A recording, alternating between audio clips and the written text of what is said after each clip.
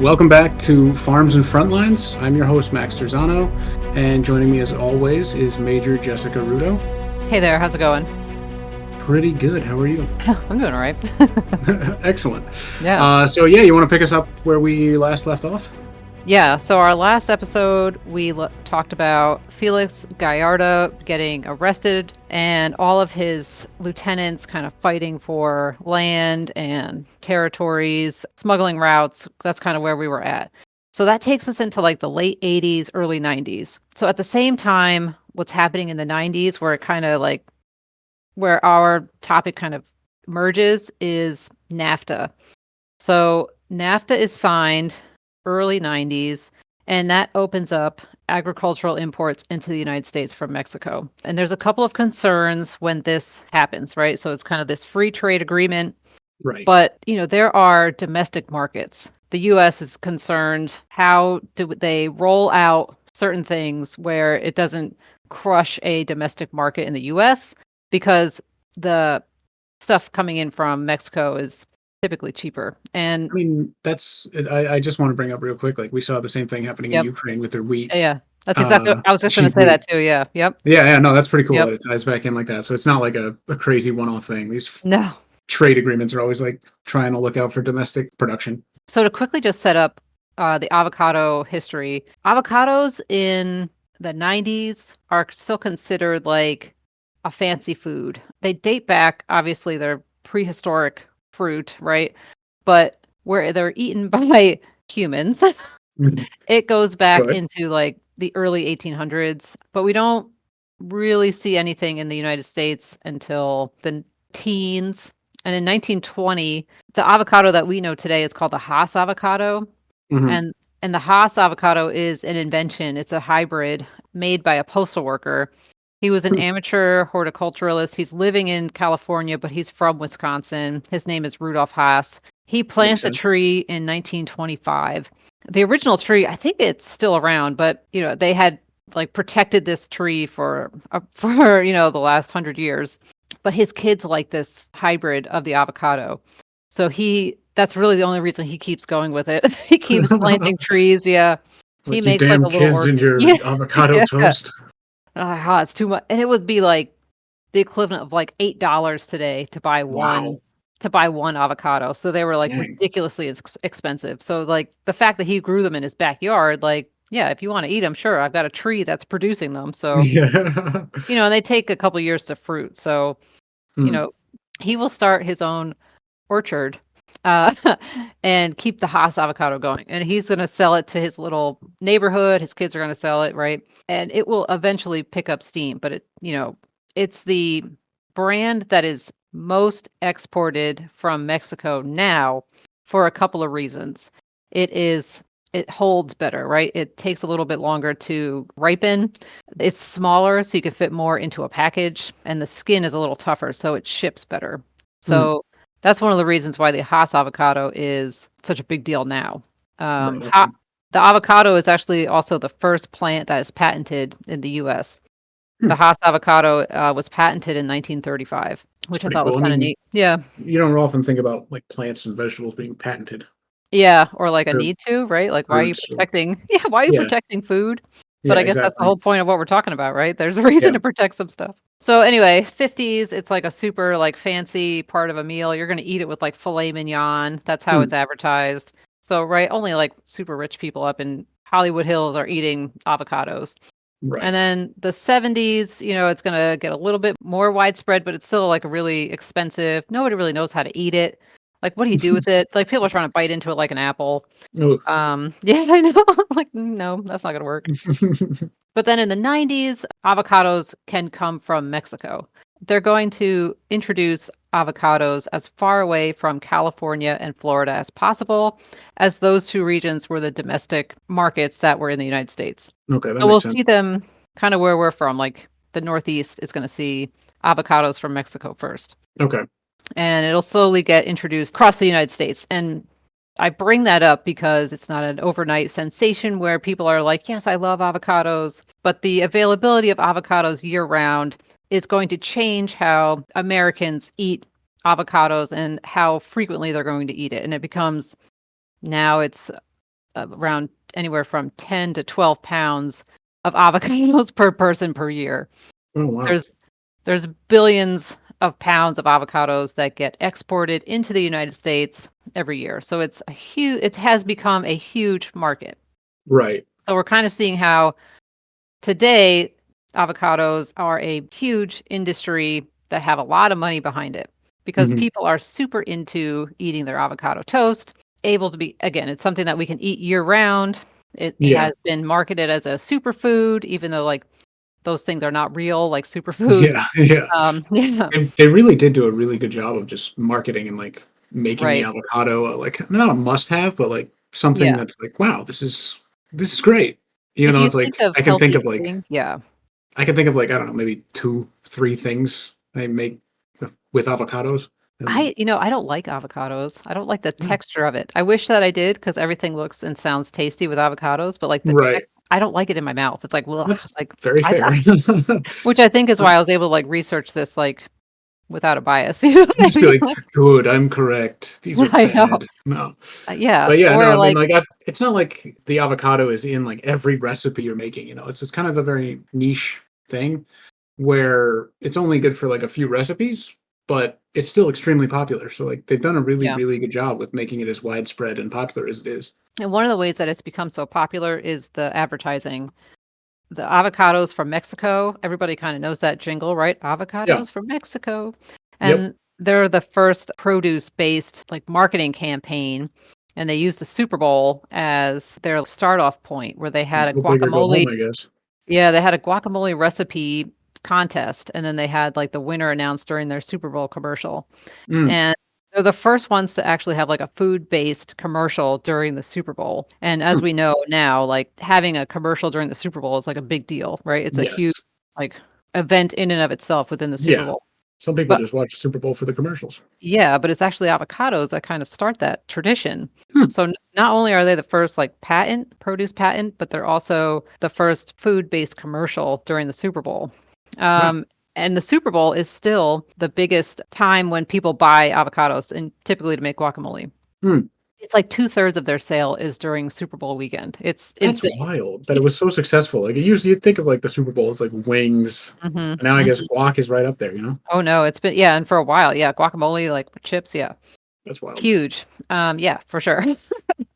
But anywho, so obviously we can see that this is a big market. In Mexico, it is also a big market. And when NAFTA opened, another concern outside of like domestic markets were weevils, certain like bugs that came with Right. agricultural imports. So there are checks that are called phytosanitary conditions that have to get passed for the USDA to bless off on an import. Okay. And the only place that passed those conditions checks was Michoacan, one of the states within Mexico. And if you're looking at a map of Mexico, it's gonna be, like, South Pacific, like, kinda South Central Pacific side Mexico. That's where we're Okay. looking at for Michoacan. It's, like, not too far from Mexico City, just, like, the other side, isn't it? But the other side, correct, yeah. Yeah. Yeah. Okay. And Michoacan is still technically the only place that can export avocados. Hmm. So we're seeing a increase in demand with a only certain like, places where supply can be obtained from. Right. Okay. And that grows, certain avocado centers within Michoacan, specifically in Mexico. So we're Mhm. seeing centers that are like getting a huge influx in money, but also employment, just better, I don't want to say conditions overall, but possibilities for certain people in that area. Right, So okay. people are flooding to Michoacan to do jobs related to the avocado sector. Um, but at the same time that this is increasing in popularity, we're looking at like mid to late 90s going into the 2000s. In the drug cartel world, there is also increases in violence that are going on. One cartel, the Gulf cartel, which is on the total opposite side of Mexico than the state of Michoacan that I was just talking about. They're Mhm. on the Gulf. That makes sense. um, Yep. yeah. That tracks. Yeah. As I started this podcast with, there are turf wars that are going on. The Gulf Cartel is also involved in these turf wars, and they create their own paramilitary wing called Los Zetas. Los Right. Zetas are a crazy like sub like category that we can get into another time Hmm. and how they have evolved. But they start with basically like our version of special forces. They're ex-Mexican special operators. Most have been trained in the United States, the schools in the Americas. They leave the Mexican military and join the Gulf Cartel to become this paramilitary wing. It's just wild. Yeah. They grow so much with their influence that they actually break off from the Gulf Cartel and start their own organization, their own cartel business, which has unfortunately flourished. Yeah, and they kept the name, right? They're just still the Zetas. Yep, they're still the Zetas. Yep. So, along with the movement of drugs, they also branched out and kind of diversified their portfolio to include extortion. They end up in Michoacan, the state of Michoacan. They are asked to come in by another organization, La Familia Michoacana, to help them learn how to protect themselves. Unfortunately, start a turf war with Los Zetas. So you Mm, have two cartels that are going after each other, and the Zetas are brought into Michoacan. The Zetas are the ones that actually start extorting local businesses, like to offer protection. classic protection racket, Yes, just like amplified. yeah, that's definitely it. And then one of the biggest targets ends up being the avocado industry because obviously it's huge, right? There's so much happening there that they become a main target for extortion. And this is where it starts. And it just gets crazier and more convoluted. It's like all over the place. So the Zetas start, they are brought in with La Familia Michoacana to kind of train them up. La Familia Michoacana turns on the Zetas. They clash against each other. They're able to kick out Los Zetas from Michoacan. And La Familia Michoacana kind of says, right, we're from here, we're locals, we're going to watch out for you.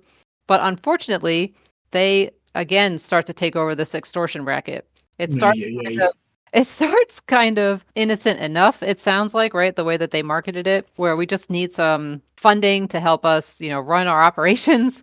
And then it Right.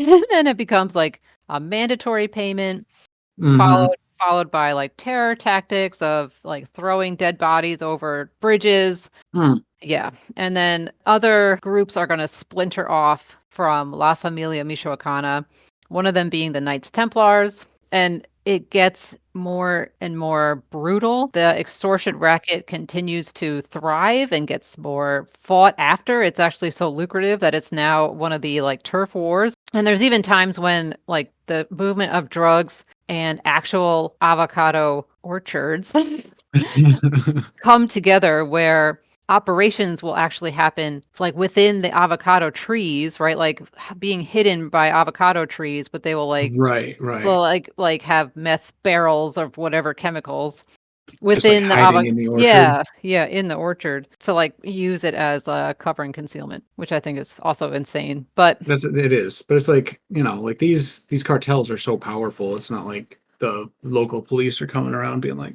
"Hey, are right, you dealing with the cartels? Because that's a no-no." right. So if I may, Yeah, thinking back to like our last episode, we kind of mentioned a couple things where, this balloon effect of trying to stop drugs in certain spots pushes it out into different areas.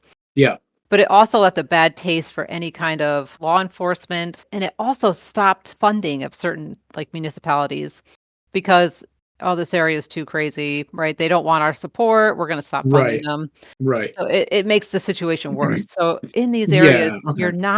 you're not seeing local law enforcement that are equipped to handle this problem, that have the funding to do it, or the personnel that are not being bought off by the Yeah, cartels. Again, like we talked about, it's too easy to say they're paying you next to nothing. I can quadruple whatever you're getting. And yeah, there would actually be banners. They'd be written on like a sheet that would say like we'll give you a new truck, we'll help you like find housing, we're going to pay you way more than what local law enforcement can pay you. They would actually actively recruit like officials, be like, hey, we can you're literally do everything better for you, I don't know why you wouldn't join us. yeah. I mean that's such a big thing in like the US when you hear people Hmm. talking about like Mexican drug cartels and like, well, why don't the government just go in there and take them out? It's like, well, because they can't. Yeah, it's quite the complex problem. Yeah, And there's a really difficult and like long-lasting relationship that has been tainted by all of these other like counter drug operations exactly. in So several areas. So like there's these not a lot of areas, trust there either. yeah, yeah, no, exactly. I mean, it's like you were saying, like it's the whole balloon effect. Like they went in there Hmm. and like raided these people with law enforcement and government agencies That on like working pushes with them into these new areas, right? exactly. And then they're like they see when that happened, like, oh, Joe Farmer over here had his entire stock raided or whatever. Like, I don't want to work Yeah. with that. Like that seems Yeah. bad for my livelihood. And these Right. guys are offering me so much money. So And then there's some, resentment there. Like this problem wouldn't exist if you hadn't done XYZ previously.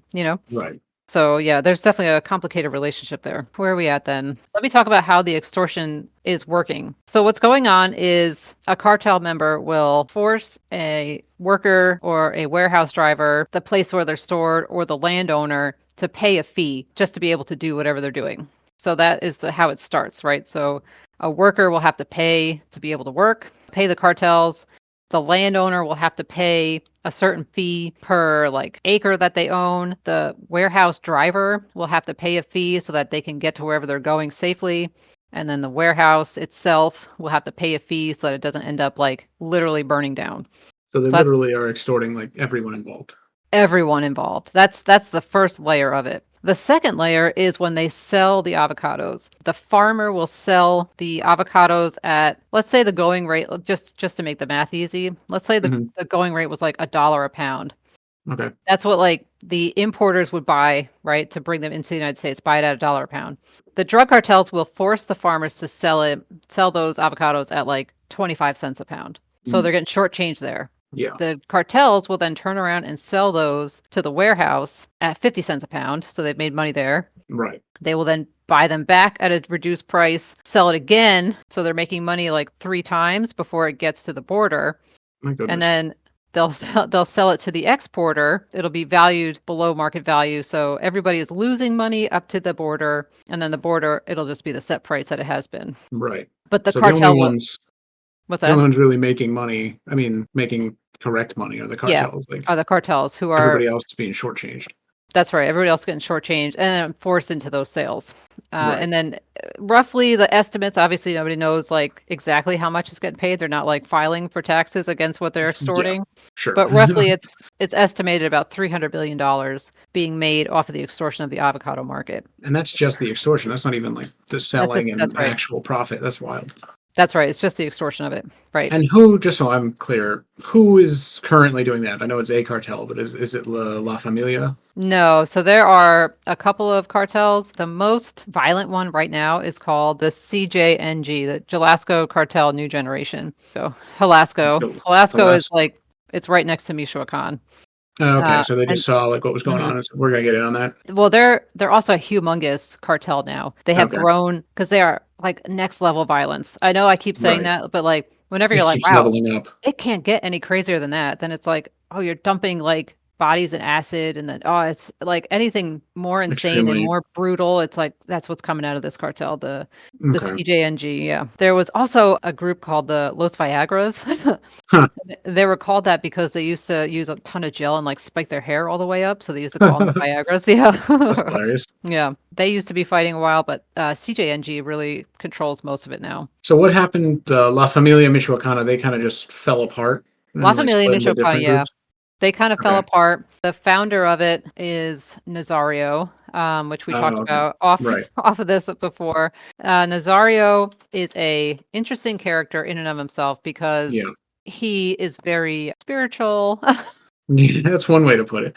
This is the guy Yeah. who thinks he's literally the reincarnated Jesus Christ, right? Yep, yep. Yeah. And so his full name is Nazario Moreno Gonzalez. He is one of the founders of La Familia Michoacana. He is thought to have been killed in a shootout with police. He pretends to be dead for like 4 or 5 years. All of these, right? So he's very spiritual. He was very much into like public humiliation as forms of punishment, just Mm, like in general, right? Like just general like policing of the neighborhood, right. Okay. which would include like wearing a sign like whatever the crime was, and then they walk around like naked and like get like what is it like hit in the back, Tomatoes like thrown at him and stuff. yeah, tarred and feathered, and like whipped in the back, and like stuff like that, right? Like Oh man, lashings. That's okay. the word I was looking for, lashings. So he's like just a eccentric amongst eccentrics, and he is thought to have been killed in a shootout for multiple years. But during that time, he is not dead, Yeah. and he starts How do you say it? La Caballeros Los Templaros. Caballeros Templarios. Yeah, he forms the Knight Templars. There are all of these like relics of him as a saint that pop up when people think that he died. There's Hmm, like places where people go to pray to him that's insane. when they think that he's dead. Yeah, and while people think he's dead, right, and he's forming the Knights Templar, he comes up with like a whole booklet for his members to live by, like these testimonials and guidelines to live by, and they're insane, right? Some of these Yeah, like yeah.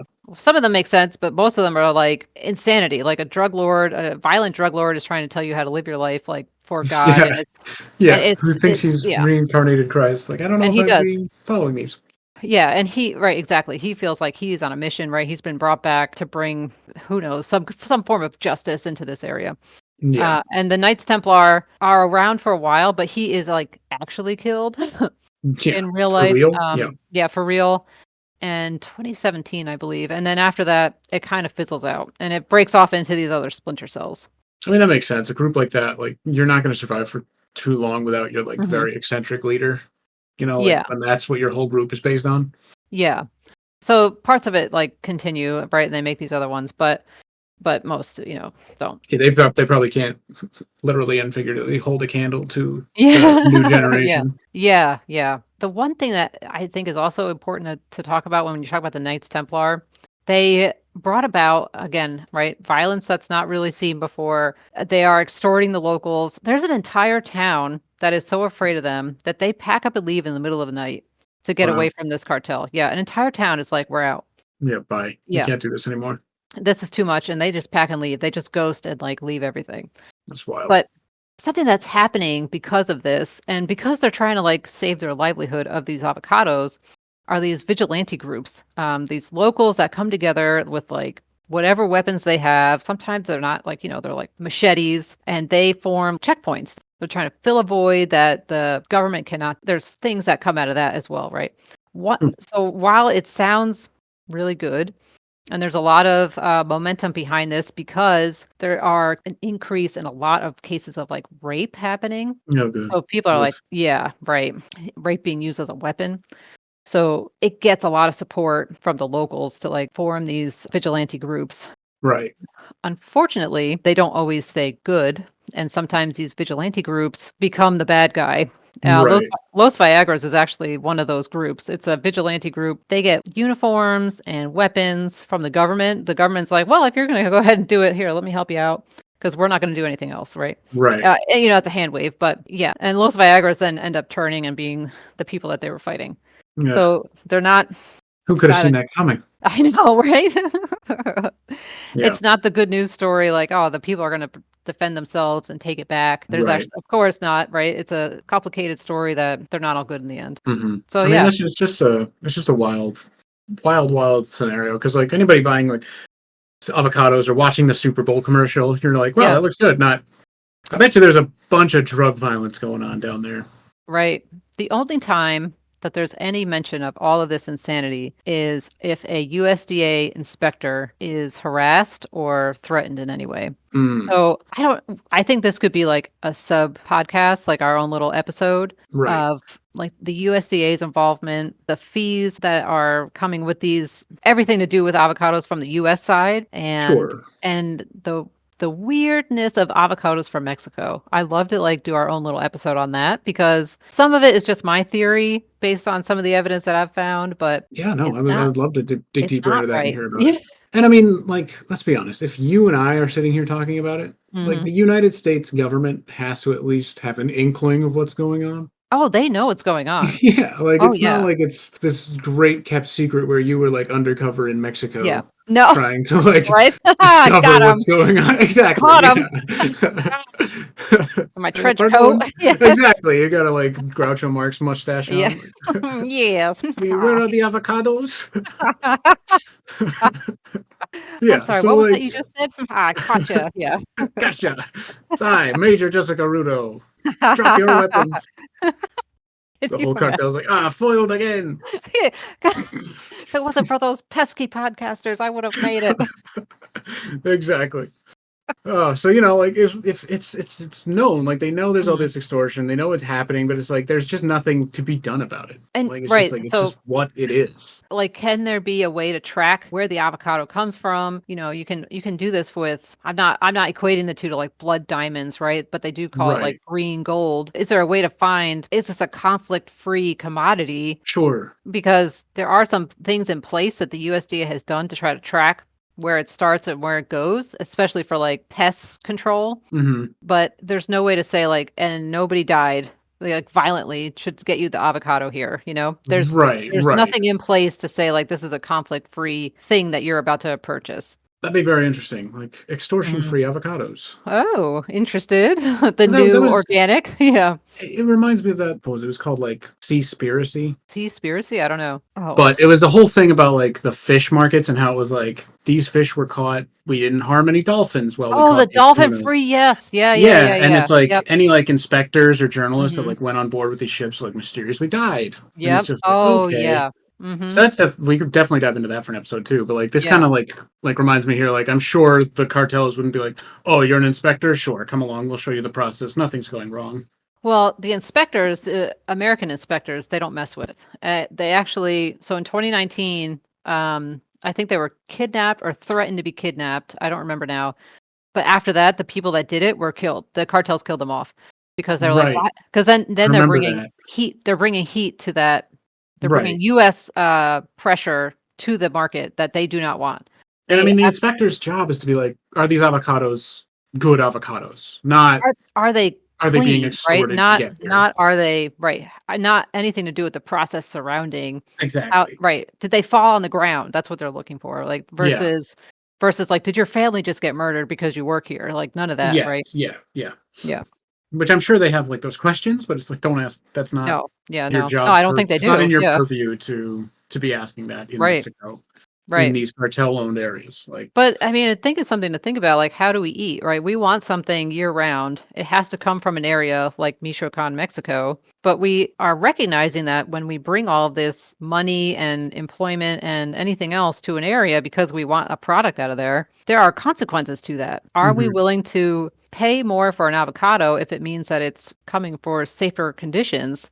yeah, Are we in the place to demand that? I mean, is that something that we right. should be looking into even? And like the purpose of this podcast isn't to like shame people into No, not no. buying avocados, but it's just Mm-mm. like you should know what's going on with your food. That's the whole point of this podcast. Like, Yeah, where's your yeah. food coming from? What's going on? Yeah, how do we eat and how interconnected it is, and do we care enough? Like, Yeah, that's the whole. I think that yeah, like is yeah, the right. You hit it on the nose. Like, right. do people actually care enough? Because I remember when the Seaspiracy thing came out, people were like, Mhm. "Wow, this is insane. People need to do something about this." But then, Yeah. just as a culture, we have zero attention span. So it was like the next thing just happened, and it was like, yeah, all right, You know what too? I'm curious, like, the next thing, if it was like a constructed, like, put this flashy thing out there now, yeah, exactly, like exactly. whatever it was, right? Like, oh, the Kardashians, what are they doing? Oh my God, look over there, Yeah. you know? So we get the Kardashians to go inspect Mexican avocado farms. Yes. That's definitely cool. Got it. Figured it out. Done, solved. All right, we did it. We can end the podcast. Move on. Next thing. But I think that pretty much covers what we That's wanted to pretty talk much about it, with right? There's the so much to avocados talk. thing. Yeah, it's all But over yeah, the just a place. surface Yeah. level, like a really cool history going into how the drug cartel started, which we talked about Mhm. last episode. And this episode just dove into more about like what's happening and Yeah. why, not necessarily why we should care, but like this is what's happening with your food when you buy Yeah. avocados Yeah. from Mexico. Yeah. One thing I guess just to clarify for me, is it like any avocados coming from Mexico or just specifically the company avocados from Mexico? So it is going to be any avocados that are coming out of Mexico, but avocados from Mexico own 84 packing houses in Okay. Mexico. They own 34,000 avocado farms. They own a large majority of the market. Right. So it's typically going to be that regardless. It typically is. It is not solely them, but they do own quite a bit. Okay. Well, that answers my questions. Yeah. They are, I think, roughly 92% of Mexico's avocado production. Okay. Yep. Well, that pretty much covers it then.